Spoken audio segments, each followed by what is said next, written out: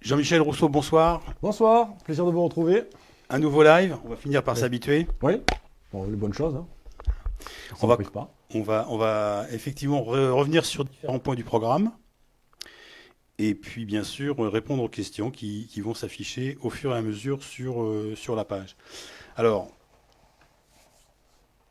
on rappelle que vous avez toujours une centaine d'ambitions pour Brignoles, une centaine de projets. Oui. Euh, on va pouvoir continuer à aborder quelques-uns. Là, on va être festif. On va parler un peu d'une nouvelle fête que vous envisagez de mettre en place à Brignoles. Oui, bah, c'est pour compléter en fait le programme, hein, sur la partie festive. Alors certes, on sera plus modéré dans l'utilisation des crédits festifs, mais on va s'orienter sur des fêtes qui sont plus traditionnelles et locales. Et il y en a une qui me paraît faire cruellement défaut aujourd'hui, c'est sur la vigne et le vin, qui sont vraiment des éléments de notre territoire marquants, tant du côté de l'agriculture que toute l'industrie qu'il y a à côté. Et on n'a pas un moment fort dans l'année pour pouvoir symboliser cet aspect de notre patrimoine. Donc, bon, beaucoup de choses seront à définir parce qu'on ne va pas venir avec la vérité absolue sur le sujet. On va travailler avec les agriculteurs, avec tous les gens qui sont concernés par le métier. Mais c'est de consacrer un week-end entier pour valoriser notre vin rosé qui aujourd'hui est mondialement connu, valoriser le travail qui est fait par les agriculteurs. Ça a aussi l'occasion de montrer qu'on s'attache à préserver notre espace agricole. Voilà. On a pensé idéalement plutôt au mois de mai, Hmm. parce que c'est en général la sortie des crues, mais tout ça restera à affiner par la suite. Par contre, l'objectif, c'est dès 2021, puisque le mois de mai de 2020, on n'aura pas le temps matériel de la mettre en œuvre, c'est d'y travailler tout au long de l'année 2020 pour qu'en mai 2021, si c'est le mois de mai qui est toujours retenu, cette fête voit le jour et puisse s'enraciner autant que le vin et la vigne l'est dans notre territoire.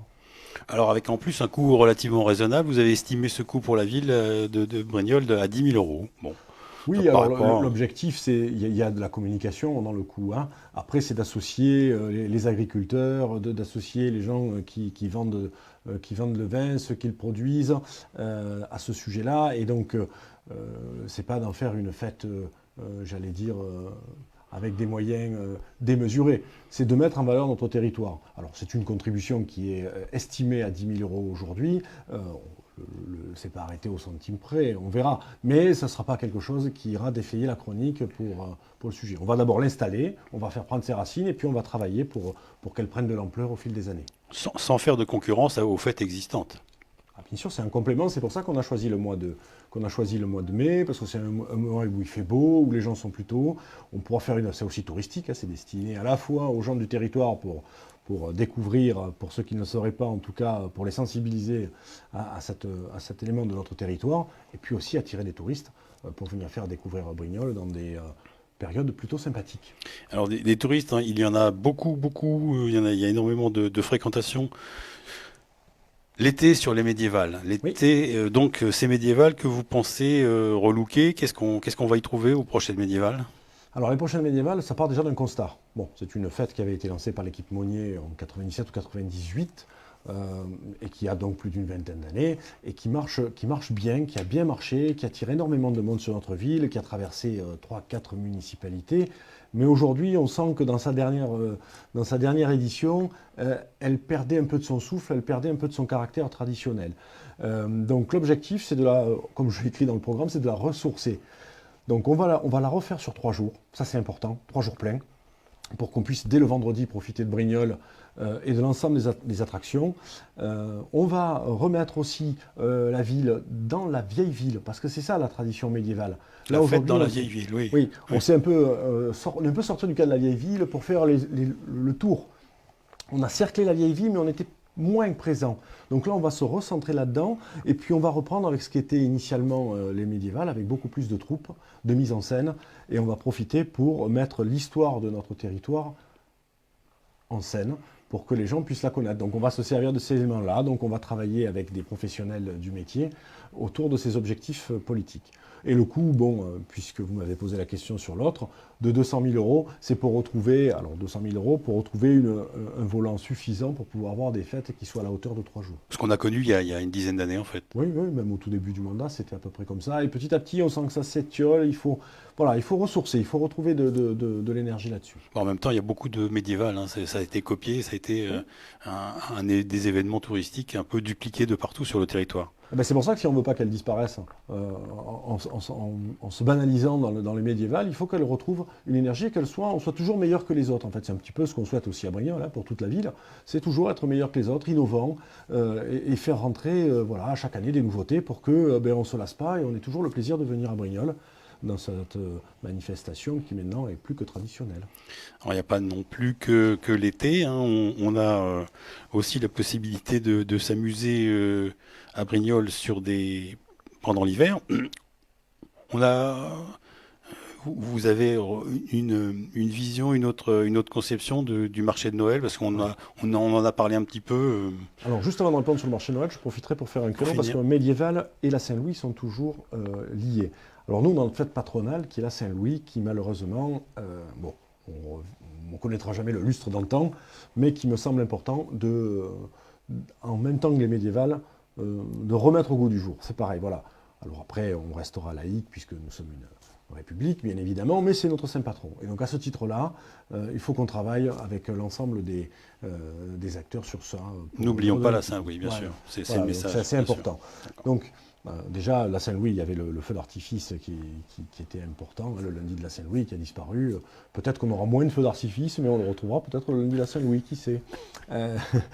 Donc pour revenir sur la question qui était posée sur le marché de Noël, pareil, on part du même constat. Il y a des choses intéressantes qui ont été faites, hein. L'objectif n'est pas de tout jeter à chaque fois le bébé avec l'eau du bain, hein, et de regarder ce qui a marché, ce qui n'a pas marché. Donc dans les fêtes de Noël, là, où on a voulu dépenser... à mon avis, plus que de raison, et forcément dépenser beaucoup, c'est pas forcément dépenser bien. Donc là, ça va de revenir avec un vrai marché de Noël. C'est-à-dire que la dernière édition, pareil, il n'y avait pas de marché de Noël. Un vrai marché de Noël. Donc là, on va retourner autour d'une trentaine de chalets qui vont être implantés, en allant chercher des artisans, en leur donnant leur montrer la volonté affichée de la ville de Brignoles de retravailler sur des artisans de qualité, d'être présents. Et on continuera à animer. Il y avait une patinoire cette saison, c'était très bien. On peut chipoter sur l'emplacement, c'était pas idéal, mais enfin bon, peu importe, ça c'était bien, on la continuera.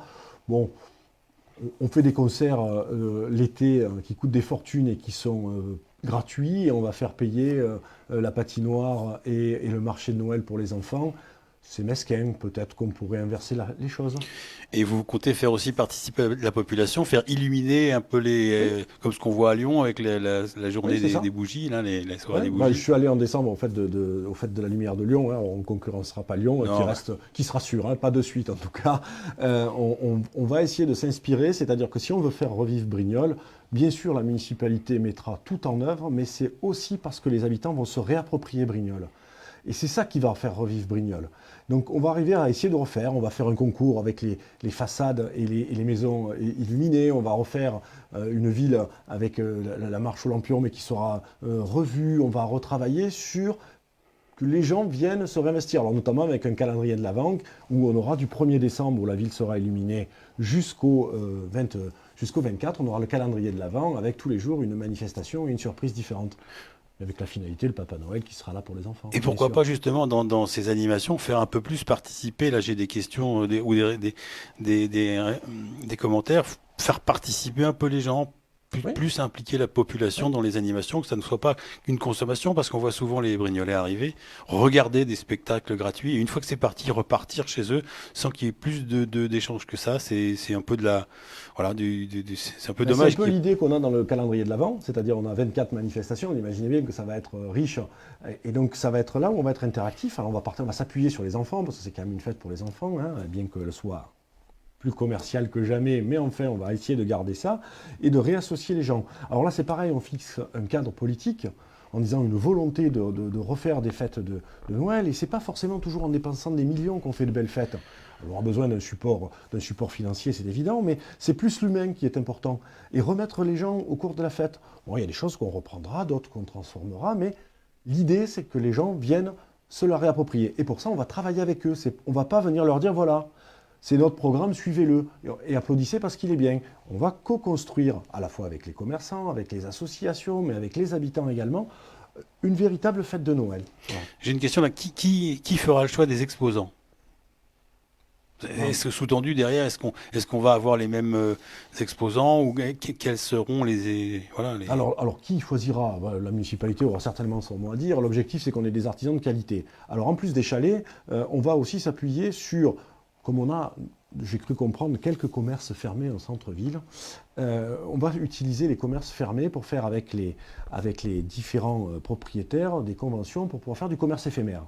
En fait, l'objectif, c'est que dans notre cœur de ville, il y ait vraiment une activité qui permette sur 2 semaines d'avoir vraiment quelque chose qui retombe. Après, l'objectif, je pense que la mairie sera essentiellement là-dessus, mais on associera l'association des commerçants renouvelée, recréée, pour dire, voilà, nous, ce qui nous importe, c'est qu'il n'y ait pas de concurrence inutile entre les artisans et les commerçants de la ville de Brignoles, mais que tout ça soit complémentaire et que ça nous mène véritablement à un cadre festif, populaire, dans le bon sens du terme. Une vraie fête de Noël à Brignoles. Bon, écoutez, les fêtes, je pense qu'on en a un petit peu fait le tour. On va se focaliser sur la partie jeunesse, jeunesse et culture. Vous imaginez un pôle culturel jeunesse. Alors, Ouais. Quesaco, comment ça va se passer? Donc ça, ça approche Hein du Provençal, ça, entend. Quesaco, le provençal, on va en parler après. D'accord. Je finirai l'émission en provençal. Je sens que je vais me faire accueillir, moi. Bon, alors, une ambition pour la culture et un lieu dédié à la culture à Brignoles. Oui, mais c'est important parce que moi, quand je me suis engagé en politique, ça fait quelques temps maintenant, je m'y suis engagé parce qu'il ne se passait rien pour les jeunes, parce qu'à l'époque, je l'étais. Ouais, en tout cas, Certains disent que vous l'êtes encore. Oui, je le suis encore un peu. Et aujourd'hui, force est de constater que quand on interroge les jeunes, la question c'est mais qu'est-ce qui se passe à Brignoles? On a la même question presque 20 ans après. Donc on n'a pas su, on n'a pas voulu, peu importe. Aujourd'hui, le constat c'est qu'il n'y a pas grand-chose. Donc on va dédier un lieu assez important entièrement à la culture et à la jeunesse, parce qu'on va lier les deux, c'est important me semble-t-il. À travers un endroit sanctuarisé, uniquement que tous les Brignolaises et les Brignolais, et puis même dans la Provence verte et bien au-delà, on sache qu'à Brignoles, on a un grand lieu de la culture. Voilà. Alors on a pré-réservé un terrain. Quand je dis pré-réservé dans notre projet politique, après il faudra qu'il y ait de l'acquisition foncière importante sur ce sujet, qu'on lancera dès notre arrivée, parce que je souhaite que ce projet sorte rapidement. Et donc ça se base sur quoi? Donc c'est à la fois permettre à la culture de vivre. Donc il y a quelque chose qui moi me tient à cœur depuis de nombreuses années, c'est de créer une résidence d'artistes.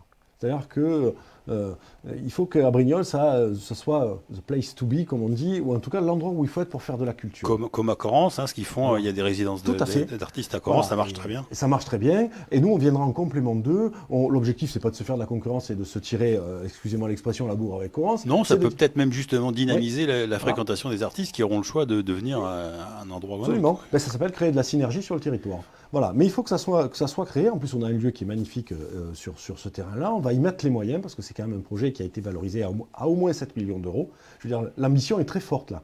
On ne va pas lésiner. Donc, et en même temps qu'on va adosser à cette résidence d'artistes, peut-être pour accueillir une dizaine d'artistes, mais ça c'est pareil. Hein. Nous, on a un projet politique, on a des objectifs et on affinera avec tous les professionnels, j'allais dire, le mode opératoire. Moi, j'y suis pas. Voilà, tant que l'objectif politique sera atteint, moi, c'est ce qui me tient à cœur. À côté, on y mettra une salle de spectacle en centre-ville. Voilà, 200-250 places qui permettra de compléter l'offre actuellement assez maigre sur la ville de Brignoles. Et en même temps qu'on aura ce pôle dédié à la culture et à la création artistique, on y mettra un studio d'enregistrement, on y mettra tous les équipements nécessaires et modernes, on va créer juste à côté un campus jeune. C'est-à-dire voilà, un espace dédié à la jeunesse, où il y aura des nouvelles technologies, où les jeunes pourront se servir des outils culturels, ils seront en présence d'artistes, on va essayer de créer une mixité entre la jeunesse et la culture pour que voilà, il y ait une espèce d'osmose, une alchimie qui se crée et qu'on sensibilise nos jeunes à la culture parce que c'est vraiment quelque chose d'important. Voilà. Et donc, ça va permettre, une fois ce pôle créé, alors je pourrais revenir dans le détail, parce qu'un projet de 7 millions d'euros, ça ne se décrit pas en 3 minutes sur un live, mais de créer pas très loin du Palais des Comtes de Provence une synergie entre les deux. Voilà. Et on complétera comme ça notre ville de point en point où les gens pourront se déplacer et trouver à chaque lieu quelque chose à faire de nouveau, quelque chose d'intéressant. C'est comme ça qu'on va recréer de la dynamique. Mais là, c'est pareil, je souhaite, et c'est ce qu'on va lancer, que les Brignolais s'emparent du projet. C'est important. Alors justement, je rebondis là-dessus, puisque en ligne, on a, avant d'aborder les sujets suivants, on a Sandrine qui nous marque faire des sondages pour connaître les envies de chacun. Alors c'est peut-être une incitation à avoir plus d'interactivité avec la population, c'est une question. Oui. Alors, le mode de sondage, je ne le balaye pas d'une main, pourquoi pas. L'objectif, c'est d'aller solliciter la population en amont du projet. C'est ça la démocratie participative pour moi. C'est pas venir avec le projet ficelé pour entendre les citoyens en disant c'est formidable ce que vous faites. Hein. Non, c'est pas ça l'objectif. C'est de dire voilà, on a, nous, des perspectives et des objectifs politiques. Si les Brignolaises et les Brignolais nous font confiance, ce que j'espère fortement, eh bien, on va les mettre en œuvre. Mais maintenant, venez, à partir de ces objectifs, les affiner avec nous. Et donc les gens seront consultés systématiquement. Alors on en parlera certainement dans une autre méthode. Alors, il y a la méthode du sondage, mais aussi la méthode du référendum d'initiative. Alors ça, c'est plutôt sur des décisions oui-non. Mais moi, je souhaite co-construire avec les gens. C'est ça qui est important. Voilà. La démocratie participative a la légitimité du suffrage, donc à la légitimité des objectifs politiques.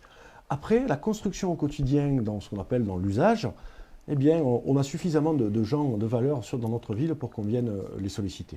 Alors, une question qui arrive de Jésus, toujours pas de débat avec les candidats justement en parlant de sondage et d'interactivité. Ouais, ça prouve le Pas de niveau de retour. démocratie participative chez nous. Moi, je m'étonne. Hein.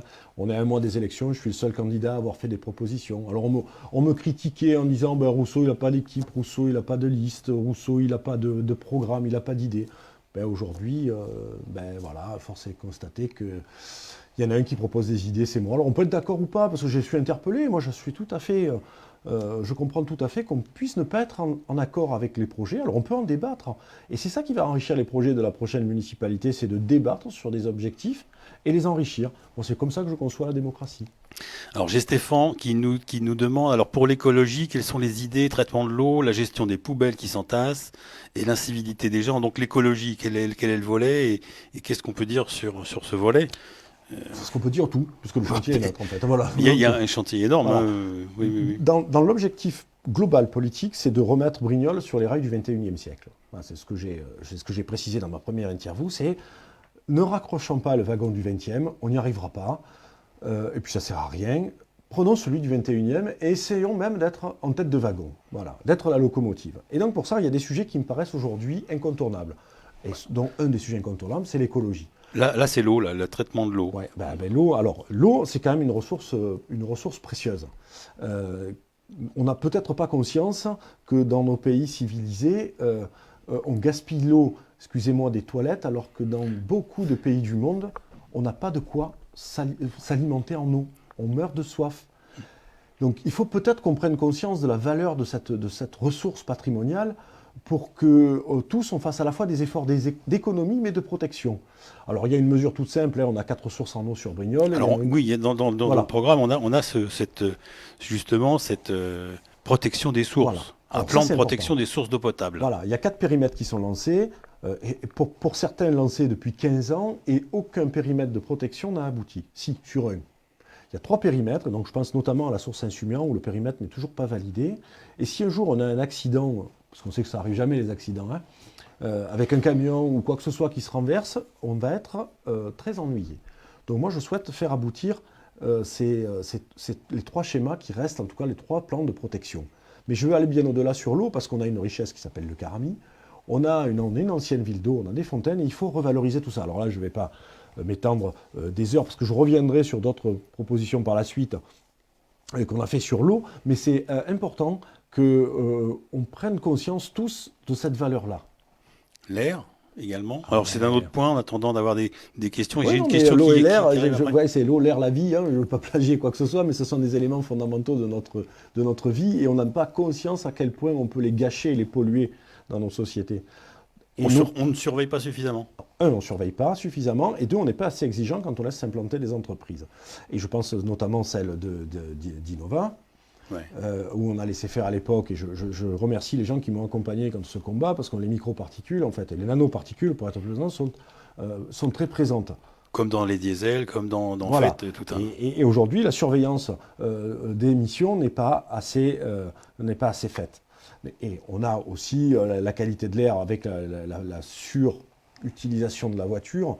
On ne va pas devenir des chantres. Et mon objectif, c'est pas d'embêter tous les gens qui vivent et qui utilisent la voiture. J'en suis le premier consommateur, à mon grand regret. Ici, oui, en centre-ville, en centre-Var, Voilà. on a Mais quand même des on sait voitures. très bien que tous les étés, on a des pics d'ozone qui se font et qu'il faut surveiller l'eau, la qualité de l'air, pardon. Et ça, c'est important. Donc, on va mettre des relevés autour de tous les points sensibles, écoles, stades, de partout, il y a des regroupements pour s'assurer qu'on a une qualité de l'air suffisante. Après, je prendrai des mesures conservatoires, comme je l'ai pu le dire, sur ce sujet-là.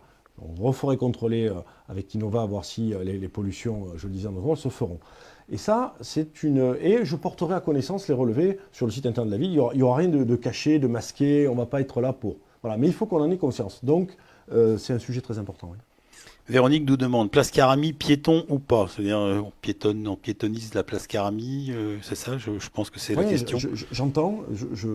Moi, je mets juste en garde les gens sur une piétonisation trop précoce. Qu'est-ce que ça veut dire, trop précoce? C'est-à-dire qu'on ne piétonise pas et ensuite on aménage. On le prévoit.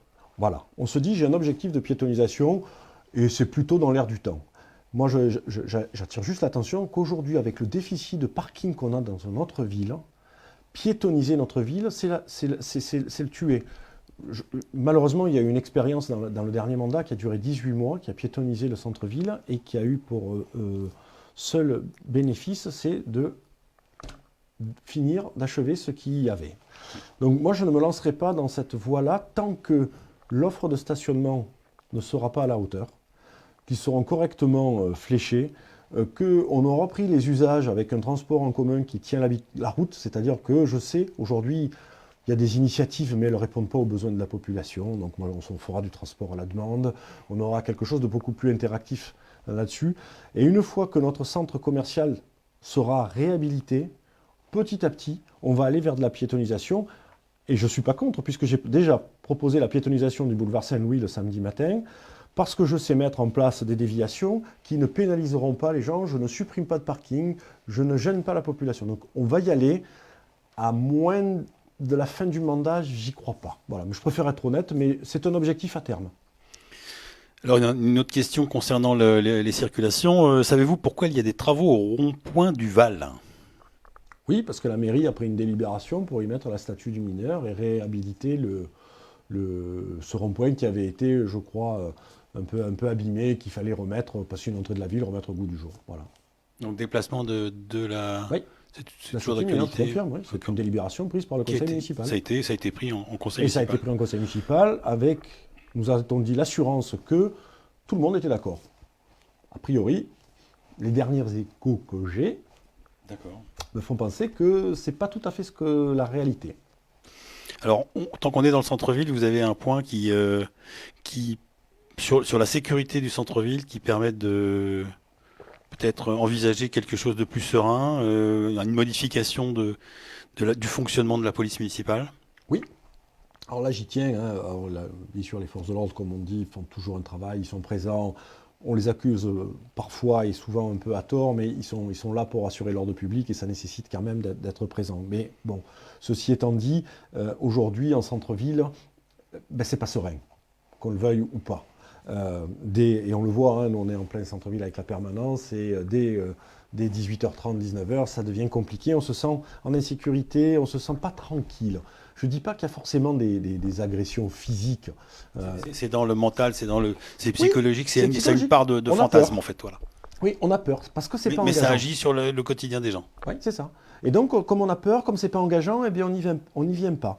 Alors, je préconise d'étendre la présence de la police municipale en centre-ville jusqu'à 22 heures pour sécuriser l'espace jusqu'à ce qu'il fasse nuit, parce que 22 heures, on peut aller aussi au restaurant, on peut être tranquille derrière.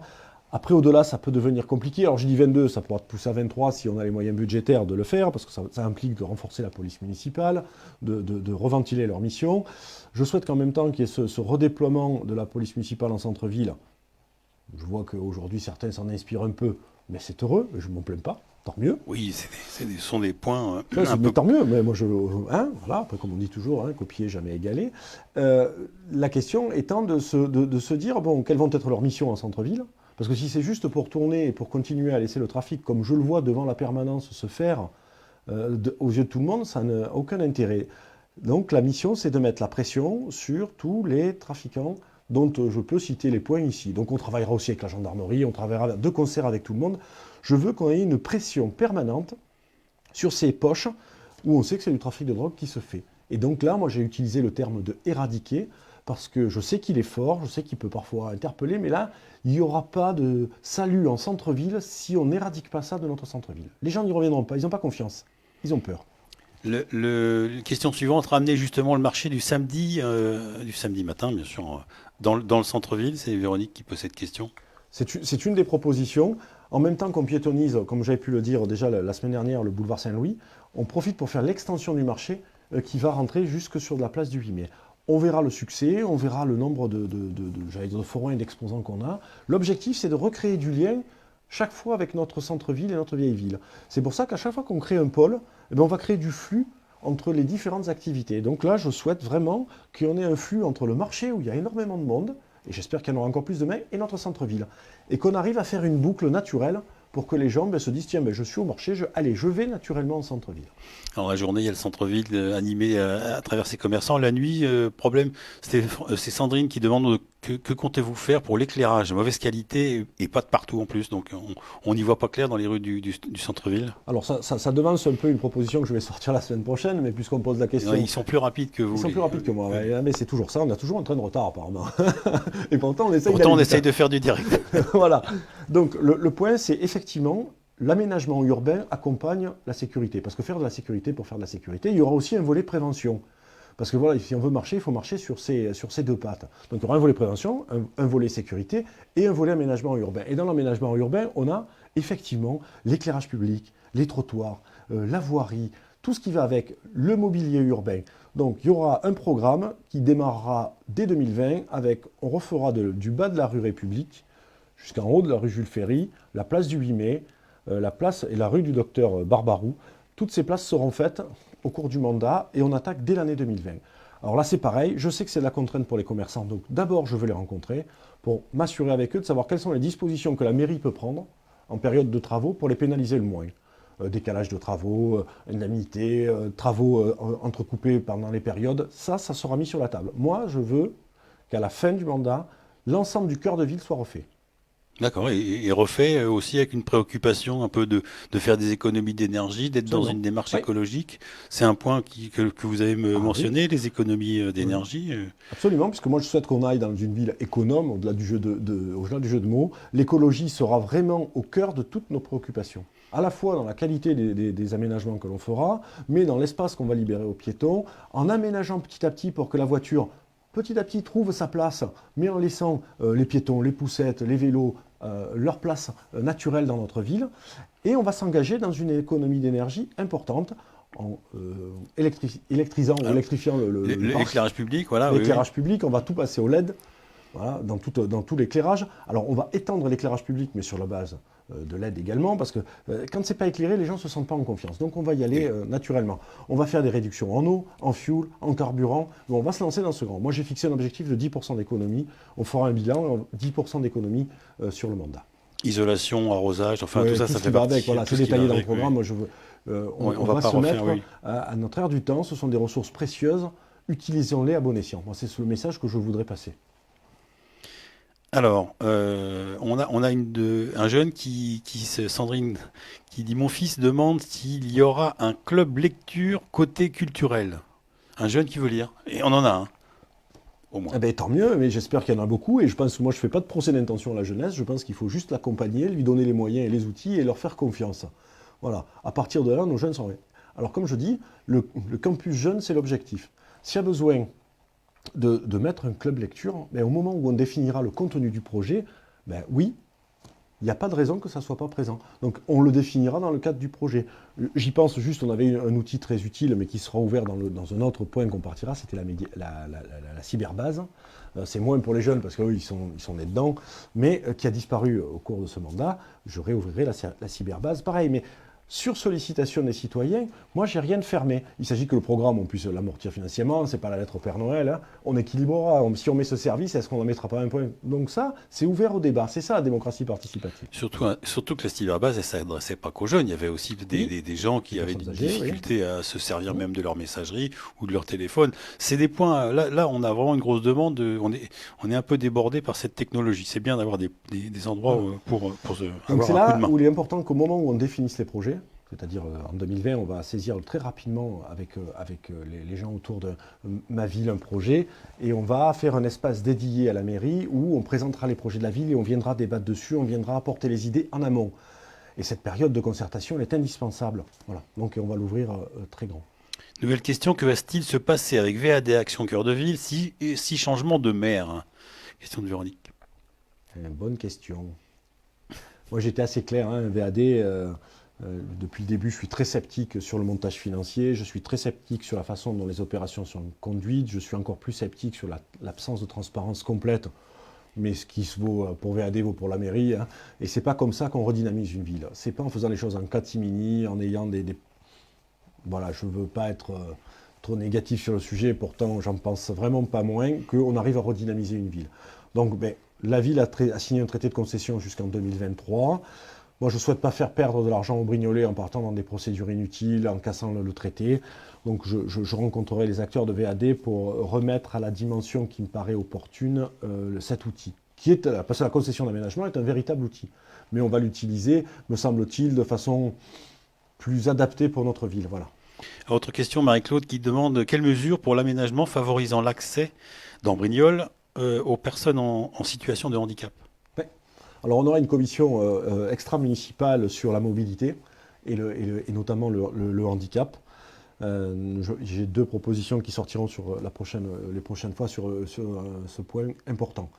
Donc on tracera l'ensemble des difficultés qui sont aujourd'hui identifiées dans la ville pour pouvoir apporter un véritable plan de transformation au cours du mandat. Alors malheureusement on s'exonère, nous, élus, trop souvent, par l'intermédiaire de l'État, de l'aménagement des services publics pour les personnes handicapées. On avait un plan qui devait être en 2015, on l'a poussé en 2018, on est en 2020, il n'y a toujours pas d'obligation faite pour les équipements publics anciens recevant du public à être mis aux normes. La mairie est le premier exemple d'inaccessibilité dès qu'on veut rentrer dans les étages. Pourtant, il y a eu des travaux à la mairie. Oui, mais ce sont des travaux comme s'il faut monter un ascenseur, il faut permettre, voilà. Et tout ça, il faut le tracer. Alors ça coûte des millions d'euros. Il faut savoir si on veut mettre des millions d'euros pour ce genre de travaux ou si on veut les mettre ailleurs. On ne réglera pas tous les problèmes en un mandat parce qu'on est dans des structures qui sont compliquées, mais je souhaite qu'au moins sur la voie publique et dans les bâtiments les plus simples à aménager, on ait un plan. Donc c'est pareil, la commission municipale, extra-municipale, sera chargée de faire une proposition au conseil municipal et on déclinera un plan opérationnel avec des moyens budgétaires sur cette mise aux normes de la voirie et des chemins de la PMR, de la personne à mobilité réduite en général. On va peut-être parler un peu sport, parce qu'on est des grands sportifs à Brignoles, et on a des grands sportifs aussi, je ne parle pas que de vous. Ah oui, oui. On va se focaliser sur un projet de stade en attendant la suite des questions, puisque le stade, c'est quelque chose qui vous tient à cœur. Oui. Alors, donc la ville de Brignoles, si vous voulez, c'est un peu comme la culture. Si on fait le pendant, une image d'une ville qui se porte bien, c'est une ville sportive. Voilà. Une ville culturelle est une ville dynamique. Une ville sportive aussi, c'est une ville jeune et dynamique. Donc il faut pour ça des infrastructures. Comme on a besoin d'un pôle culture, on a besoin d'infrastructures pour faire du sport. Et aujourd'hui, alors j'y ai été confronté personnellement parce que ma fille a fait de l'athlétisme et on s'est retrouvé face à des athlètes qui avaient de bons résultats mais qui ne pouvaient pas pratiquer leur sport. Et aujourd'hui, si on regarde dans toute la Provence verte, il n'y a pas une seule piste et un seul stade d'athlétisme digne de ce nom pour recevoir des compétitions et faire de la compétition de haut niveau et valoriser nos jeunes. Et pourtant, ce n'est pas faute d'avoir des résultats. Ça me permet de saluer le club à la fois qui fait un travail remarquable, mais c'est vrai pour ça et c'est vrai pour les autres clubs qui manquent cruellement d'infrastructures. Alors, moi, j'accuse aucune municipalité. Parfois, certes, de manier un petit peu l'artifice. Bon, la seule chose que je disais, c'est que la salle qui va se construire c'est bien, c'est un manque. Ah, vous parlez du gymnase Voilà. dont on a fait la Je dis première pierre il n'y a juste pas longtemps. que, voilà, on ne peut pas se le mettre sur le bilan parce que les travaux vont commencer sur le prochain mandat. C'est la seule chose que je dis. Après, j'ai 2, 3 écueils, mais je ne reviendrai pas là-dessus puisque ça, c'est pas la proposition. Donc, il y a un complément et on n'en a pas encore assez de salles. Donc, on sait qu'il y a faut prévoir assez aussi de l'avenir. Il faut de la réserve foncière, ça coûte très cher, donc ça ne peut pas. Donc là, une piste d'athlétisme, oui, après là c'est pareil, ça sera à définir à la fois avec la fédération qui va subventionner le sujet, ça va être définir est-ce que ça sera un équipement intercommunal ou un équipement communal, mais en tout cas je lancerai, je ne me dirai pas l'intercommunalité ou pas l'intercommunalité, je le proposerai certes à mes collègues, mais si ce n'est pas fait par mes collègues, on verra, parce qu'on en a un besoin, il n'y en a pas sur toute la Provence verte. Voilà, 4 pistes, 6 pistes, avec du lancer, du saut, voilà. Et on a un stade aujourd'hui qui se prête naturellement dans un stade Jean-Jacques Marcel, hein, qui sera reconfiguré pour l'occasion. Avec un budget quand même assez intéressant, on approche le million. Oui, c'est ça, oui. Voilà, après il sera affiné en fonction des prix de préconisation que nous ferons les professionnels, la Fédé et l'association. On va peut-être pas mettre 8 pistes ici, on ne va peut-être pas recevoir les Jeux Olympiques immédiatement, mais je ne veux pas m'interdire sur un investissement aussi important et aussi de long terme qu'un jour on ait des compétitions de niveau national. Alors il faut que ça reste dans un... C'est là où on fera les arbitrages après. Hein. Si le national est hors de portée, non, mais je souhaite qu'on puisse avoir des athlètes, puisqu'il y en a qui vont faire des compétitions. On est effectivement dans une situation logistique qui permet l'accès facile à des équipements de Et cette... je ferai aussi une proposition sport et handicap, Ouais. aussi prochainement, parce que c'est un point très important. Il faut penser, excusez-moi, juste, hein, parce qu'il faut avoir de l'ambition, hein, c'est pas pour notre ville. Donc on ne fait pas un stade pour aujourd'hui, on le fait pour demain. Et donc demain, ayons les ambitions de demain, pas la situation d'aujourd'hui. C'est ça qui va guider nos choix. Tous au sport, Ah ben oui. tous au C'est bon pour sport. la santé, c'est important. On nous le répète aujourd'hui. Non, mais la santé, c'est quelque chose d'important. Il faut prendre compte. Faire du sport, ben, c'est bénéfique. On rencontre des gens. On arrive à avoir une activité. Alors, c'est d'adresser. Alors, on n'est pas dans un cadre de compétition. Hein. C'est tous au sport d'un point de vue d'une pratique amateur ou sensibiliser, pas de 7 à 77 ans, mais de 4 ans à 90 ans, tous les acteurs de la ville de Brignoles pour dire voilà, ben on a toute une population, ben mettons-les au sport. Alors chacun fait genre le sport qu'il veut, que ce soit la marche, le secours, le handball, le rugby, le basket, le tennis, j'oublie pas. Je ne les cite pas tous, mais je pense à tous. Alors je ne veux pas faire d'humour un peu lourdingue, mais il y a Muriel qui nous demande, et pour l'EHPAD, avez-vous des projets? Alors ça, c'est une compétence départementale. Voilà, donc j'ai eu une réponse qui m'a été posée. On parlait que les seigneuriales, c'était bien parce que ça allait faire revenir les personnes âgées en proximité. Bon, Ça, c'est le projet de la Rambla, voilà. enfin tout ça. Moi, je ne suis pas opposé en soi au seigneurial. Il faut savoir que ce n'est pas tout à fait le même coût qu'une maison en EHPAD. Hein. C'est quoi le coût des seigneuriales par rapport à l'EHPAD en service public, enfin Alors, dans le public? j'ai pas le chiffre exact, mais je sais que c'est beaucoup plus cher. Voilà. Donc j'apporterai la réponse parce que j'avais prévu de creuser un peu le sujet sur ça. Je ne veux pas opposer les deux. Parce que ce qui est intéressant dans une ville, c'est d'avoir une complémentarité de services. Aujourd'hui, on a l'EHPAD, la source, qui me paraît ne plus être tout à fait satisfaisante. Il faut le compléter. Donc ça s'inscrit dans le schéma départemental. Alors on m'a fait croire que c'était un leurre. Bon, des leurres, il n'y en a pas en politique. Hein. Ça fait 6 ans, on ne vit pas de leurre. Mais enfin, bon, moi je fais une proposition. C'est quand même avec le département que Brignoles ait une deuxième maison de retraite publique ne me paraît pas être une aberration. Hein, on est quand même une ville sous préfecture, on est la capitale du centre-Var, on a 18 000 habitants, on a un bassin de vie immédiat de 25 000 habitants. Ça ne me paraît pas tout à fait inopportun qu'on se lance dans une construction complémentaire qui serait quand même bien moins onéreuse que les seigneuriales. Après les seigneuriales, allons-y, pourquoi pas. Mais moi, je ne voyais pas, aux courses de la liberté, qui doit être le nouveau poumon de la ville de Brignoles, je ne les voyais pas tout à fait là. Voilà. Mais c'est pareil, c'est un projet, c'est le sien, c'est pas le mien. D'accord.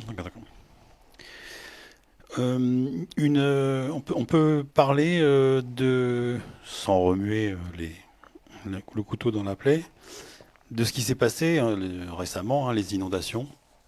On a vu quand même pas mal de scènes impressionnantes. C'est tous les 10 ans, il y a une crue, Ouais. il y a une crue centenaire en plus. On ne sait pas où on en est de cette crue, mais je pense que elle était impressionnante, cette dernière crue. Vous avez prévu, vous, d'améliorer déjà l'information lors de risques d'inondation? Oui, alors, juste un mot préalable qui me paraît important. Hein. Moi, il faut sortir de cette posture où, de toute façon, l'eau, on ne l'arrêtera jamais. Donc on sait qu'on a construit dans les zones où il ne fallait pas construire, il va falloir régulariser ça petit à petit. Là, c'est pour ça que quand je vois encore des permis de construire qui se délivrent pour réhabiliter soit des maisons ou faire des constructions en proximité de zones inondables, ça me laisse toujours un peu perplexe. Mais enfin, bon. Ceci étant dit, je veux qu'on sorte de la posture de on vient consoler les gens une fois que l'inondation a eu lieu, en se donnant des postures de sauveur et de regardez, on est là pour vous écouter. Bon, ça me paraît un peu. Certes, c'est très utile parce qu'on a des gens qui sont dans la détresse, mais cette posture-là n'est pas suffisante quand on n'a rien fait en amont. Voilà. Donc moi, je souhaite que maintenant, on prenne le taureau par les cornes. On sait qu'on a le Carami, hein, personne ne va le découvrir. On sait qu'il déborde. Ça, là où jusque-là, je fais pas trop de scoop. Et on sait qu'il faut l'aménager. Voilà. Il y a des études qui ont été lancées et rien n'est fait. Alors on s'est mis avec le syndicat mixte de l'Argence. Ben oui, mais qu'est-ce qui a été fait depuis? Quelqu'un peut-il m'expliquer les seuls travaux qui ont été conduits dans la diminution des risques d'inondation? Aucun. On a vu que le dernier épisode, particulièrement malheureux et délicat, tout le monde s'est plaint d'une absence d'information. Donc, ce qu'on va faire, on va améliorer cette prévention, parce qu'il existe des dispositifs qui permettent de voir le niveau de crue arriver avant. Puisqu'en général, hein, ça descend, donc on le voit arriver. Bon, là, c'est pareil, hein, j'ai l'impression à chaque fois d'enfoncer des portes ouvertes, mais... Donc, on va améliorer ce système, et on va mettre un système d'alarme SMS, avec tous les gens qui sont repérés être à proximité des zones bleu foncé et rouge. Voilà. Et avec un niveau aussi, puisque personne n'a entendu la sirène n'a pas retenti, mais je crois qu'on était ce jour-là préoccupé à recevoir mon commerce en ville, plutôt que de prévoir les vigilances orange. Mais là aussi c'est pareil, hein, on le sait, Météo France nous met des alertes, on mobilise tout le monde. Il vaut mieux un peu plus de prévention qu'un peu moins. Alors ça n'empêchera pas les inondations. Voilà, ça permet juste aux gens de prendre des dispositions pour mettre à l'abri ce qu'ils peuvent mettre. Donc on va mettre ce dispositif en place, mais on ne va pas attendre 5 ans, hein. On va le faire dès la rentrée. Et un dispositif qui va limiter aussi justement les possibilités d'inondation dans le... Ah ben après, il faut accompagner maintenant sur la base des études qu'on connaît, puisqu'il y a un logiciel qui est très bien fait, comme on avait présenté quand on était arrivé, qui montre l'expansion des eaux en cas de crue et les travaux qu'il y a à faire, et là où il faut travailler. Alors il y a des bassins de rétention à mettre, bien évidemment. Il y a une particularité. Travaux d'évacuation sur reprise des eaux pluviales. Tout à fait. Voilà, il y a toute une série. C'est important. Il faut savoir que sur la zone Saint-Jean, en fait, pas tellement le Carami qui a débordé là. Hein. C'est le système d'évacuation des eaux qui a fait remonter les eaux et qui a inondé la zone. Donc il y a des travaux à faire. Alors c'est toujours pareil. Hein. Moi je dis, il faut savoir où on veut mettre l'argent. Alors, est-ce qu'on va tout régler sur le mandat? Non. Moi, je suis pas là pour promettre. Mais par contre, il faut qu'il y ait des travaux de bassin de rétention et d'aménagement qui se fassent. Il y a quand même 1 million d'euros là, de prévus sur cet aménagement, dont le réaménagement des berges du Carami, avec des zones réservées à l'expansion de l'eau, avec qui peuvent être aussi des zones touristiques. On peut c'est pas des zones perdues, c'est-à-dire qu'on délimite des espaces où on dit, ben là, l'eau va courir. Donc déjà, on permet à l'eau de courir, on n'y met pas d'obstacles. Et on peut faire tout simplement des zones où les gens peuvent marcher, se balader. On peut mettre ici ou là quelques points pour s'asseoir, pour se reposer, le moins possible, parce que en fait, ce qui fait les grosses inondations, c'est quand il y a rotation d'eau, après ça monte et ça explose. Donc il faut que ça soit quand même réservé à ce que l'eau court. Mais ça se travaille, il y a des études, on ne découvre pas. Alors il faut effectivement, j'ai vu le président de la SMA qui se plaignait de l'absence d'arrivée de crédit de l'État ou d'autres. Il faut qu'on soit tous acteurs, mais qu'on ne soit pas acteurs le lendemain de l'inondation. C'est-à-dire moi je ne vais pas oublier en mars qu'il y a eu des inondations en décembre. Et dès mars, je me saisirai rapidement de ce sujet. D'accord, mais écoutez, ça fait partie de... Je pense que c'est une réponse à la question de Sandrine qui nous disait, est-ce qu'en faisant des aménagements autour des berges, cela changerait donc le problème des inondations? Ça réglera une partie, mais il faut aménager le Carami sur toute la longueur. Hein. Il traverse Brignoles sur plus de 10 km, donc c'est énorme en termes de coûts. C'est pour ça que quand je mets 1 million d'euros, c'est pour dire on va faire des travaux. On ne va pas faire tous les travaux parce qu'il va falloir qu'on soit aidé, mais il faut aménager la rivière sur tout le bassin versant en fait. Alors Sandrine vous remercie d'ailleurs, elle me dit merci, j'ai eu la réponse. Ces financements, on peut aussi envisager d'avoir des adossements à l'Europe. Vous prévoyez une brignole européenne? Ah oui, alors bon, le financement, on ira le chercher de partout là où il est. Donc, c'est important de se dire que voilà, il y a des enveloppes budgétaires de prévues, mais on va aller solliciter le département, la région, l'Europe, l'État, tout le monde pour venir nous aider, sachant que l'argent public est rare, donc il va falloir être précautionneux de son utilisation. Mais il me semble aujourd'hui, qu'est-ce qui peut faire partie de notre avenir? Alors pas tout le monde partage cette vision politique, que l'Europe. Alors on peut se plaindre de sa construction politique, on peut se plaindre de sa construction technocratique, mais en fait, le lien entre les peuples est essentiel. On ne se fait plus la guerre. Ce que mes grands-parents avaient connu, ben, je ne l'ai pas connu. Et ça, c'est un atout qu'on a complètement oublié. On était en guerre tous les 70, 14, 45, et puis on peut remonter jusqu'à Louis XVI. Comme ça, il y a des guerres permanentes sur notre territoire européen qui ont disparu. Et on a oublié cette grâce. Alors moi, quand on était plus jeune, on avait les camps de jeunes et on avait des manifestations avec le comité de jumelage où on était au cœur de ces échanges. On avait des correspondants, on allait faire du sport là-bas, on allait avec les tambourinaires, on échangeait de la culture, on échangeait du sport. Et bien moi, je souhaite que le jumelage qui aujourd'hui a, et je tiens à le préciser que ce n'est pas du fait de l'association, hein, les villes se sont désengagées financièrement, ils se sont désengagés humainement. Parce que on ne comprenait plus trop l'intérêt. Mais si, il y a un intérêt, c'est que les gens se rencontrent, que les peuples se rencontrent. Et ça, il faut le remettre. Et la jeunesse est un vecteur important. Alors je souhaite qu'on passe par eux, mais ça n'interdit pas aux aînés aussi de partager cette culture européenne. C'est vraiment un atout. Et moi j'ai passé, pour être allé dans toutes les villes jumelées, j'ai passé à la fois avec le comité de jumelage de très bons souvenirs, mais aussi avec les correspondants que j'avais sur place. Donc on va travailler sur des échanges culturels, des échanges sportifs, des échanges économiques, touristiques, et on va vraiment essayer de tisser un lien entre nos 5 communes. Un pas vers une jeunesse citoyenne? Ben, c'est le complément, j'allais dire. Hein. Une jeunesse qui ignore ses institutions, qui ignore son mode de fonctionnement, ben, déjà ne vote pas. Alors j'entends bien que ce ne soit pas la préoccupation première, mais donc il faut informer. Et je pense que informer, c'est pas faire de la politique partisane, c'est simplement dire voilà quel est l'état de vos institutions. Voilà quel est le rôle d'un maire. Alors c'est peut-être pas à moi à le dire, mais c'est en fait que ça soit dit. Voilà. Moi je ne suis pas là pour faire de la propagande auprès des jeunes. Je veux que nos jeunes soient informés du mode de fonctionnement de leurs institutions.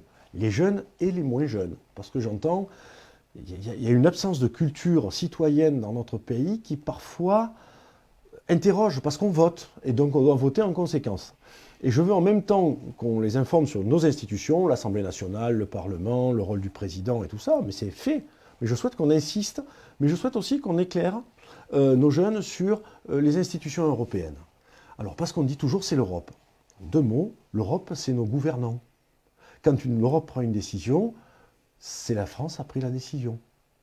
Entre autres, oui. Voilà. Alors on ne se défausse pas. C'est parce qu'il y a les chefs d'État qui se réunissent, il y a les chefs de gouvernement qui se réunissent et qui adoptent. Et aujourd'hui, cette politique on se défausse en disant que ce serait l'Europe qui aurait décidé. Non, je ne crois pas qu'il y ait beaucoup de décisions prises par l'Europe que la France n'ait pas cautionnées complètement. On a une question qui est arrivée par le courrier sur votre position par rapport à la culture provençale. Alors je me suis peut-être avancé tout à l'heure en continuant à essayer de... J'essaierai de me mettre au provençal. Hein. Voilà. J'en fais le C'est un engagement de campagne. C'est un engagement de campagne qui me concerne. Voilà, entre autres, les questions posent sur le fait de déléguer un conseiller municipal à la langue et à la culture provençale, remettre en place le panneau Brignolo, hein, sous le panneau Brignol, à l'entrée de ville. Et puis remettre aussi le drapeau, hein, or et sans, à côté du drapeau français sur les toits de la mairie. Ouais. Ouais. Alors j'ai reçu ce courrier cet après-midi. C'est sympa. Ouais. J'ai été interpellé sur ce sujet. Ça s'inscrit parfaitement dans l'origine du projet, alors j'allais dire culturel, mais d'un point de vue culturel traditionnel. Brignoles, c'est quoi? Ben, c'est la cité des comtes de Provence.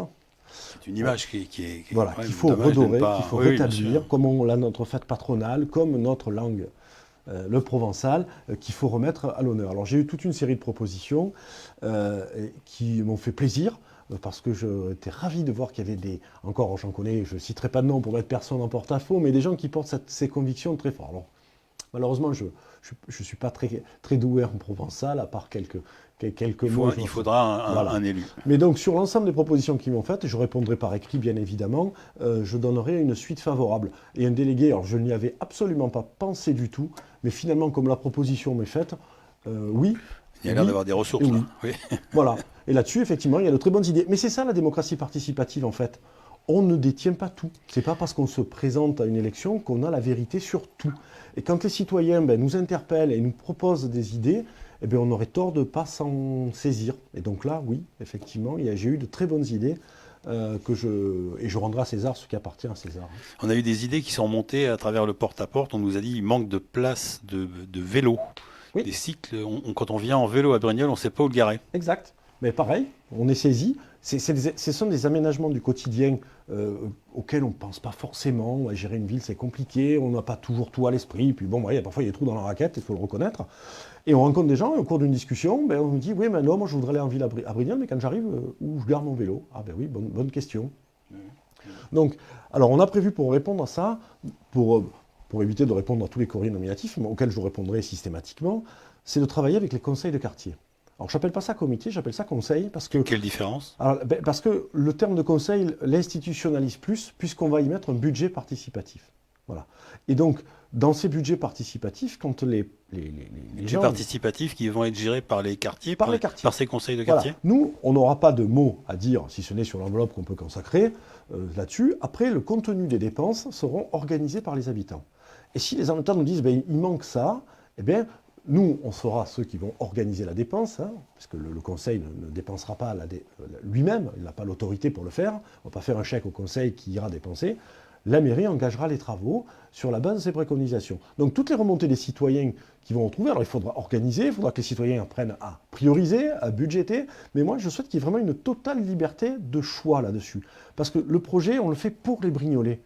Voilà, je ne fais pas le brochet et notre équipe, on ne fait pas notre projet pour nous. On fait pour améliorer Brignoles et améliorer la vie des Brignolais. Et bien, s'ils viennent y participer, eh bien, on les laissera prendre leurs propres décisions. Une mairie qui fait participer, qui favorise la prise en main de, par exemple, alors ça va se passer comment?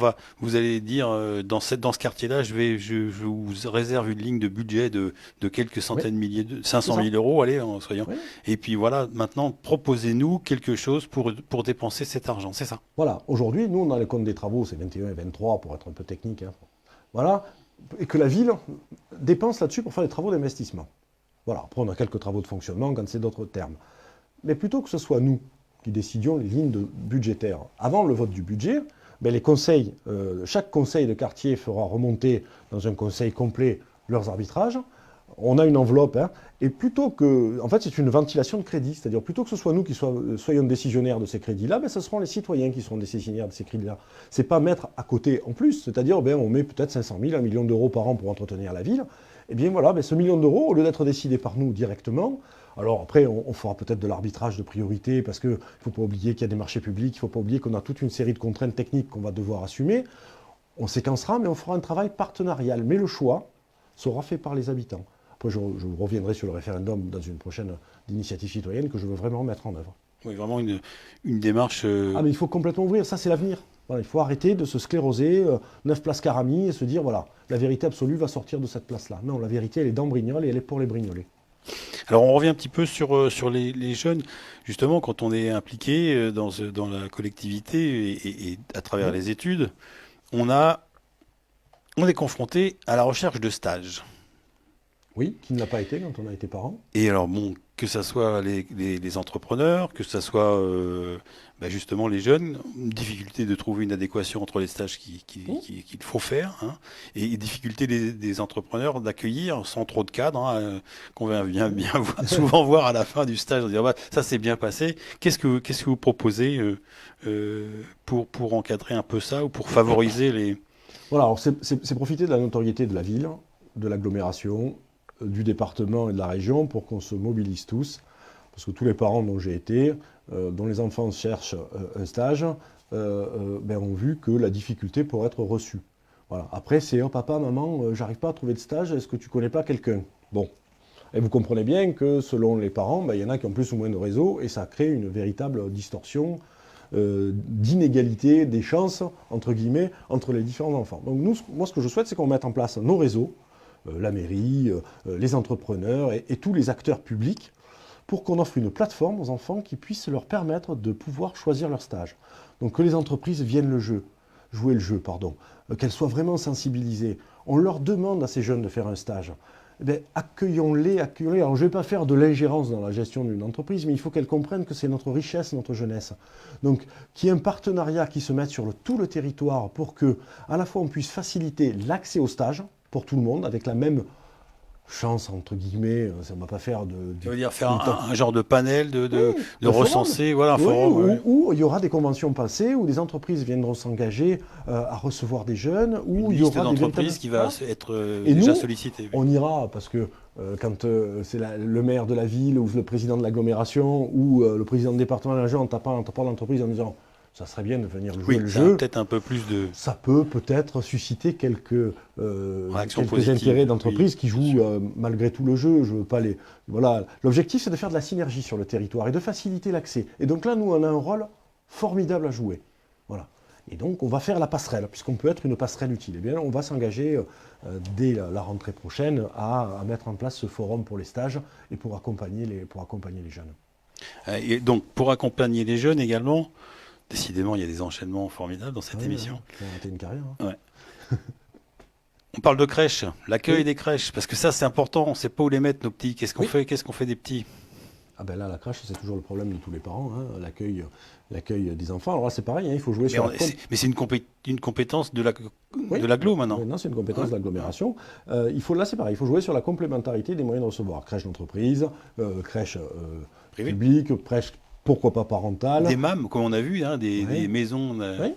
Le relais des assistantes maternelles. Voilà. Oui. Donc l'idée, alors comme la compétence est communautaire, je n'aurais pas, si vous voulez, l'indécence de m'engager comme s'il n'y avait pas 28 maires qui siégeaient et qui avaient leur mot à dire là-dessus.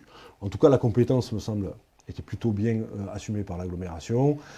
L'objectif, c'est de se dire, là, il faut peut-être créer des éléments, et en attendant la crèche qui est à la gare, la gare des trains, qui est dans un état assez catastrophique. Ouais. Donc, il y a la nécessité de construire une crèche pour accueillir là, et je proposerai à mes collègues maires de créer un espace enfance entièrement nouveau sur ce site-là. Voilà. Où on accueillera tous les modes pourront venir être représentés là. Dans cet espace. En plus, ça s'y prête, on reconfigurera le parking qu'il y a autour, et faire un lieu dédié à l'enfance me paraît être quelque chose d'important pour les parents, parce qu'on se retrouve là, il faut réserver des places, je ne sais plus si c'est 6 mois ou 9 mois avant. C'est vraiment le parcours du combattant pour les parents. Et si on veut avoir un territoire jeune, attractif, dynamique, il faut qu'on aide les gens qui veulent s'installer à avoir ces services. Il faut que les communes, effectivement, accueillent en fonction de leur capacité également. Que ce soit pas non plus quelque chose d'imposé par des SCOT ou des documents territoriaux un peu. Je dirais tout le bien que j'en pense. Ouais. 2 dernières questions. Ça fait déjà 57 minutes que nous conversons, cher ami. Et donc, on revient sur un peu plus poil à gratter. Stéphane qui demande quelle preuve aura-t-on de la transparence vu que le maire sortant ne nous donne pas de chiffres de sa gestion et de sa comptabilité depuis 3 ans.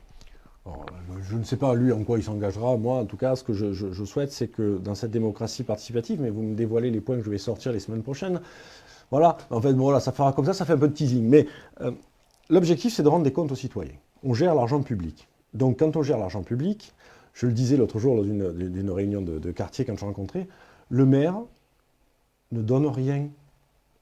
C'est les contribuables qui payent. Le maire ne fait que ventiler ce que payent les contribuables vers des services. Et ça, c'est important. Il faut sortir de ce culte du maire prince, de cette république monarchique où on croirait que le maire sort de ses deniers personnels pour aider les gens. Voilà, moi, le concert Kenji Girac, je l'ai payé. Et je l'ai toujours en travers de la gorge, parce qu'il a coûté excessivement cher pour 2 heures, et il y en a d'autres. Alors, certes, certains ont pu en bénéficier, moi je en connais qui sont même venus des Alpes-Maritimes. Ils peuvent remercier les contribuables Brignolet pour leur avoir offert ce spectacle. Donc, la transparence, je le dois, parce que c'est l'argent des contribuables et des Brignolais et des Brignolaises que je gère. Donc, les comptes seront ouverts. Il y aura une commission municipale qui sera dédié, alors je ne sais pas si j'appelle ça commission extra-municipale, conseil citoyen, on trouvera le terme adéquat qui donnera où les comptes de la mairie sont ouverts.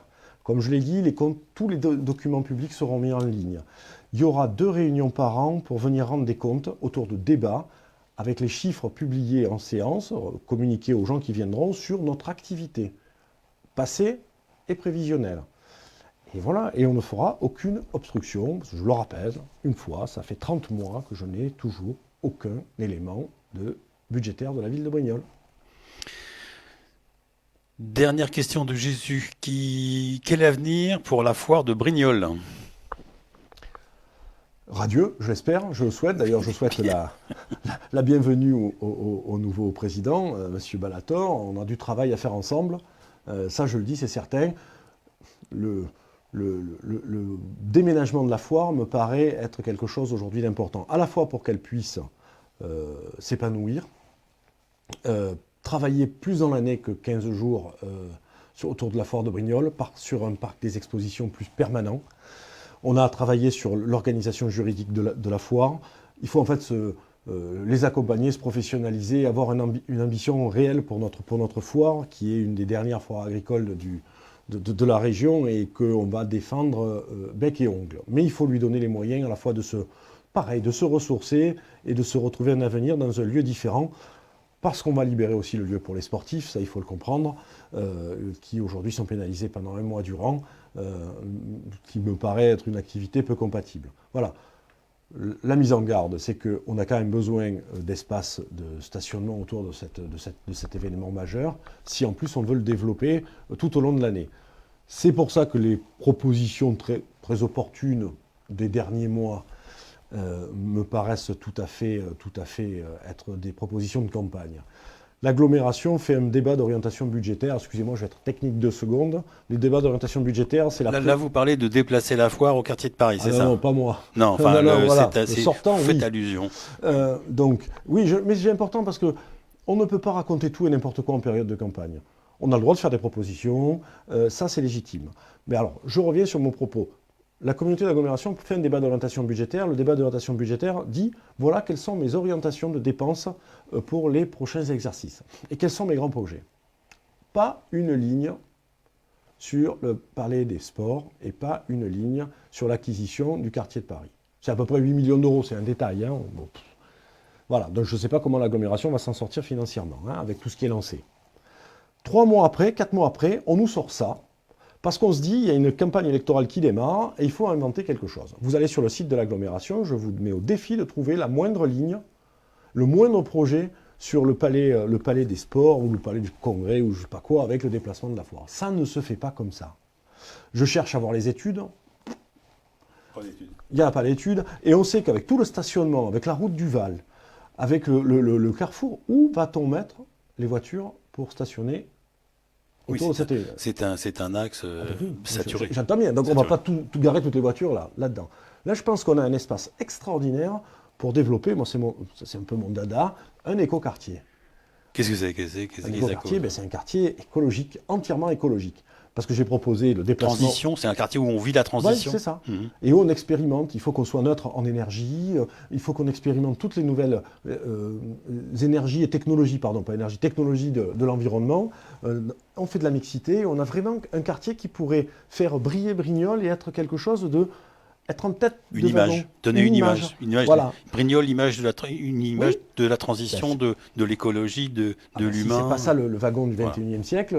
Voilà. Donc, et on déplacerait l'agglomération, c'est toujours pareil, hein, c'est un travail avec mes collègues, hein, en centre-ville, toujours pareil, pour rapprocher le service public du public. Voilà. Réintroduire l'humain dans la ville, oui, bien sûr. Tout à fait. En plus, ça fait partie des préconisations que font l'État. Alors, quand on me dit, j'entends dire, mais non, c'est pas n'importe quoi. L'État, dans l'action cœur de ville, a une des priorités essentielles, c'est de faire retourner le service public que les décideurs eux-mêmes ont écarté du centre-ville, à le faire revenir. Donc voilà, c'est un projet global.